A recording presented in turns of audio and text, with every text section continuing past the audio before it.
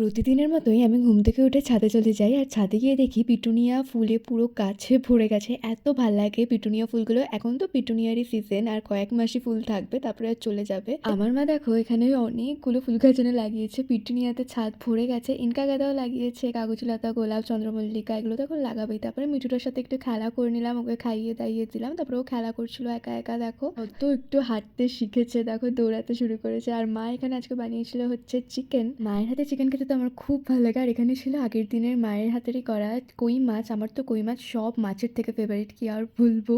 আর বিকেলবেলা হতেই আমি একটু বেরিয়ে গেছিলাম একজনের সাথে দেখা করতে। কার সাথে দেখা করতে গেছি সেটা তোমরাই দেখো। কত মিষ্টি মেয়ে একটা না, গোলুমোলু একদম। গিয়েই আমরা আগে কফি অর্ডার করে নিয়েছিলাম, আর ঠান্ডাকালে একটু কফি খেতে বেশ ভালো লাগে। দেন আমরা অর্ডার করে নিয়েছিলাম চিকেন চাউমিন আর সাথে চিকেন ললিপপও। গল্প করতে করতে আমরা পুরোটাই শেষ করে ফেলেছিলাম, ভেবেছিলাম খেতেই পারবো না, কখন যে শেষ হয়ে গেল বুঝতেই পারলাম না। তারপরে আমরা চলে যাচ্ছিলাম। That's it for today. ভাই ভালো লাগলে লাইক, কমেন্ট আর সাবস্ক্রাইব করে যেও।